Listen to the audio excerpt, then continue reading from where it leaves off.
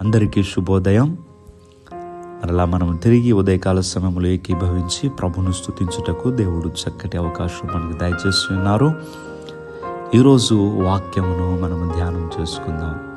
ఫిలిప్పీయులకు రాసిన పత్రిక 4వ అధ్యాయము 19వ వచనము. కాగా దేవుడు తన ఐశ్వర్యము చొప్పున క్రీస్తు యేసునందు మహిమలో మీ ప్రతి అవసరమును తీర్చును. మానవునికి జీవితంలో కోరికలు ఉంటాయి, అంతకు మించి అవసరాలు కూడా ఉంటాయి. కోరికలు తీరకపోయినా పర్వాలేదు, కానీ అవసరం తీరకపోతే మనం చాలా ఇబ్బందులు ఎదుర్కొంటూ ఉంటాం. ఈరోజు వాక్యం ద్వారా ప్రభు మనతో మాట్లాడుతున్నారు. మీ ప్రతి అవసరము తీర్చును అని దేవుడు తన లేఖనంలో వ్రాయిపించారు.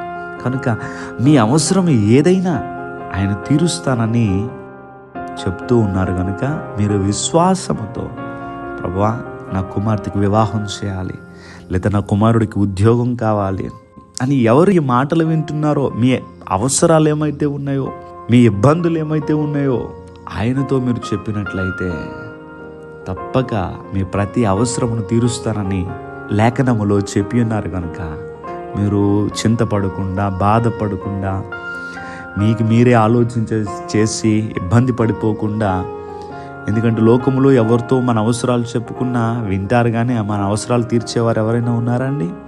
లేదు కదా. కానీ దేవాది దేవుడు అంటున్నారు, మీ ప్రతి అవసరమును తీర్చును అని. మీ అవసరాలు ఏమైతే ఉన్నాయో అవన్నీ క్రీస్తు యేసునందు తీర్చబడును గాక. దయచేసి ప్రార్థన చేసుకుందాం. స్తుతులకు పాత్రుడా, మీకు వందనములు. మరలా తండ్రి, ఆగస్టు నెల 9వ తారీఖులోని మమ్మల్ని ప్రవేశపెట్టి ఉన్నారు. నీ బిడ్డలకు మంచి ఆరోగ్యాలు ఇచ్చి వారి రాకపోకల్లో కాపాడుతూ మీ సహాయం దయచేస్తూ ఉన్నారు. ఈరోజు నీ బిడ్డలు వారి దినచర్యను ప్రారంభిస్తూ ఉంటుండగా నీ బిడ్డలకి మీరు తోడుగా ఉండండి. స్కూల్కి, కాలేజీలకి వెళుతున్న బిడ్డలకు మీరు తోడుగా ఉండండి. వారి చదువులో వారికి సహాయం చేయండి. పనులు చేసుకుంటున్నటువంటి బిడ్డలకి మీ కాపుదల వారికి అనుగ్రహించి వారి పనులకు తోడుగా ఉండండి. ఎవరైతే పనులు లేక ఇబ్బంది పడుతున్నారో అట్టి వారికి పనులు కల్పించండి. నెమ్మదిని, సంతోషమును, సమాధానమునిచ్చి ఈ రోజంతా నీ బిడ్డలు ఆనందంగా గడపాలి.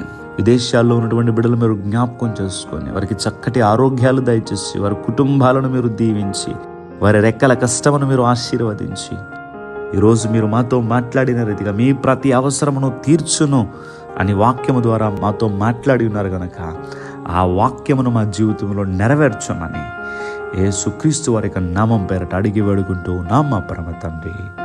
ఆమేన్, ఆమేన్, ఆమేన్.